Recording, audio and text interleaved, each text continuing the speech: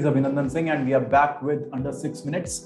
Last class में हमने discuss किया था कैसे एक वर्टिकल सर्कुलर मोशन में स्ट्रिंग यूज करके जब हम पेंडुलम को घुमाने की कोशिश करते हैं तो कंप्लीट सर्कुलर मोशन करने के लिए कितना वेलोसिटी चाहिए होता है लोअर मोस्ट पॉइंट पे। इस वीडियो में हम उसी कंसेप्ट का एक इंटरेस्टिंग सवाल सॉल्व करेंगे। तो जैसे कि आप देख रहे हैं सवाल में दिया हुआ है कि हमारे पास एक आइडियल स्ट्रिंग है, पेंडुलम के स्ट्रिंग की लेंथ L है, लोअर मोस्ट पॉइंट पे पेंडुलम को √3gl की वेलोसिटी दी है, यानी कि एक कंप्लीट सर्कल पूरा नहीं कर पाएगा बिकॉज उसके लिए √5gl की वेलोसिटी चाहिए। कितना डिस्टेंस ट्रैवल करके ये बॉब सर्कुलर मोशन करना रोक देगा? ये बॉब शुरुआत में सर्कल में जाएगा बट एक ऐसा पॉइंट आएगा जब रस्सी की टेंशन जीरो हो जाएगी। रस्सी की टेंशन जब जीरो हो जाएगी यानी कि रस्सी स्लैक हो जाएगी, रस्सी लूज हो जाएगी, और जब रस्सी लूज हो जाएगी तो वो बॉब सर्कुलर मोशन करना बंद करेगा। Let me draw a diagram for you so that आपको इजीली विजुअलाइज हो।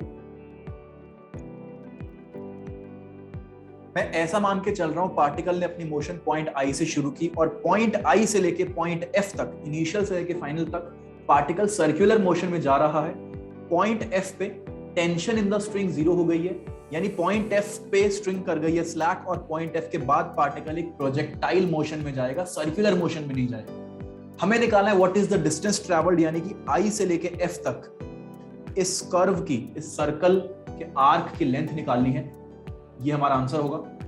बट अगर मैं थीटा की वैल्यू फाइंड कर लूं तो मैं ये आर्क लेंथ बहुत आराम से फाइंड कर सकता हूं। तो मैं मानता हूं कि बॉब की पोजीशन वर्टिकल से थीटा है। Let us try to calculate the value of theta. Point F पे बॉब की वेलोसिटी हमने एज्यूम की है v, और पॉइंट एफ पे टेंशन एज्यूम की है 0। तो पॉइंट एफ पे बॉब का फ्री बॉडी डायग्राम बना के देखते हैं।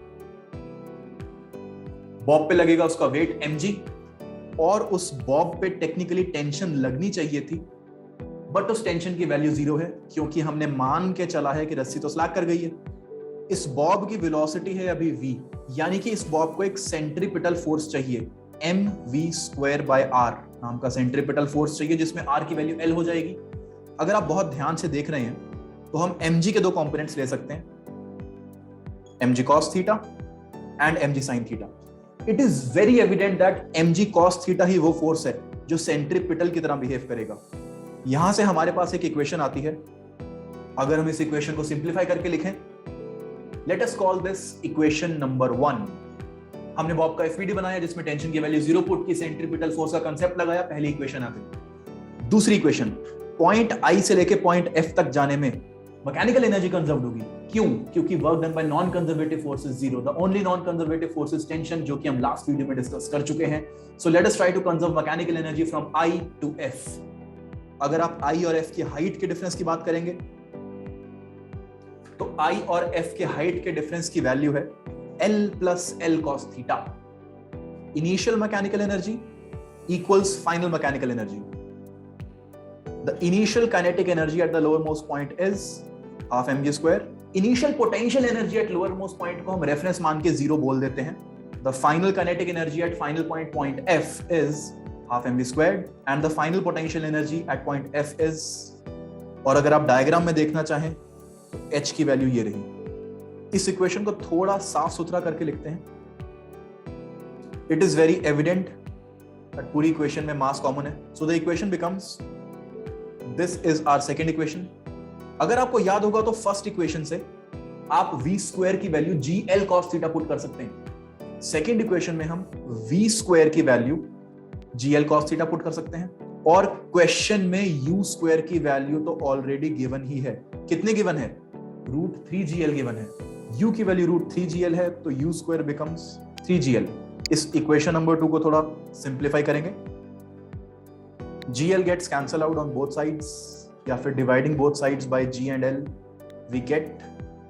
इस इक्वेशन से आप बहुत इजीली cos थीटा की वैल्यू पता कर सकते हैं।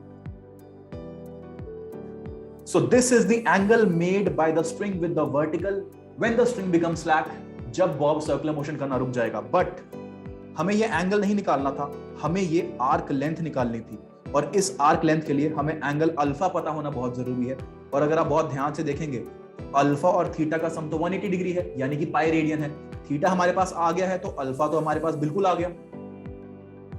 तो मैं अल्फा की वैल्यू लिखता हूं पाई माइनस थीटा। तो अगर आप आर्क लेंथ निकालना चाहते हैं आई से लेके एफ तक, Arc length is radius multiplied by angle. The radius is L multiplied by angle is pi minus cos inverse 1 by 3. So this technically is our answer. That means the exact distance traveled by the bob before it leaves the circular motion. So this was a complicated example of vertical circular motion made easy in under 6 minutes. Stay tuned for more videos. Thank you.